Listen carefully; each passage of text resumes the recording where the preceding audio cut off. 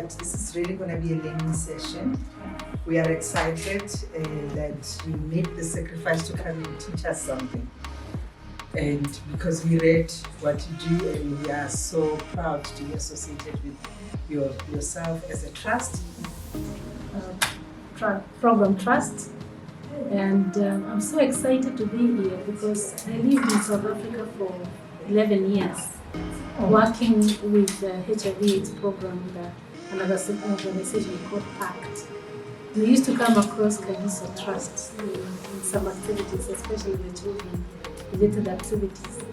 But actually, I learned a lot about you from Mr. Watson here when he did a presentation in February. So I had to go back to Kenya to learn more about you and come back and learn more. So I'm excited to be back and to even be in your building.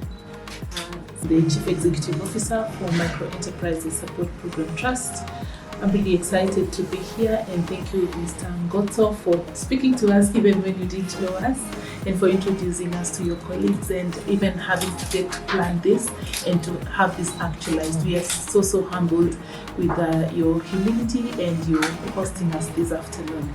I'm really, we are proud to actually be associated with you. You've done great things, and we're looking forward to learning a lot more from yourselves. Thank you so much.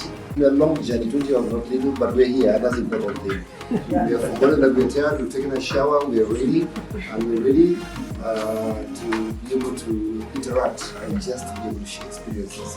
And we're really excited, and thank you for being patient with us despite all the things we're going through. But yes, thank you very much. I'm Monica Suma. I'm an economist in the National Treasury, Kenya. So maybe you'll learn more. The founders and the Danish Embassy and the government of Kenya in the National Treasury. So I sit in the board of MEST as a representative of the Principal Secretary, National Treasury.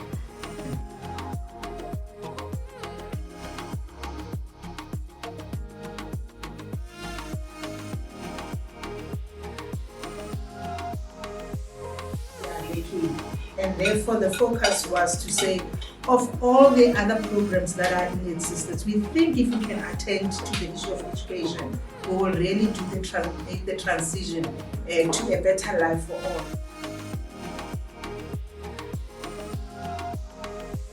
So I've been, currently I'm a trustee. For a while I stopped being a trustee when I was a civil servant. And I've been involved with Kagiso Trust since the late 80s. Thanks, Kotso, to bring in black partners, and Kagiso Trust was a beneficiary of that.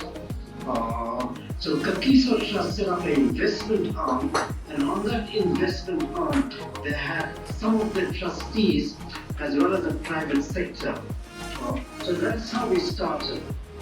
And in the post-94 period, not later, I think, we got a huge injection of equity by a few financial institutions, in particular the first one. How do we structure so that we are able to accommodate all this in a given structure?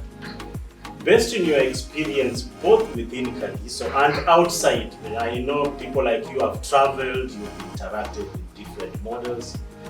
What will you advise us? So it is in their best interest to have black people who can speak the financial language, who can share the kind of thinking as themselves. So what better strategy than to incorporate them?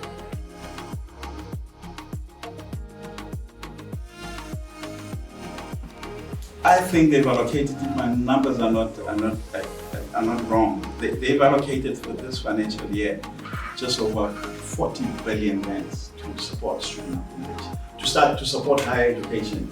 And of that, I think a lot goes into student accommodation.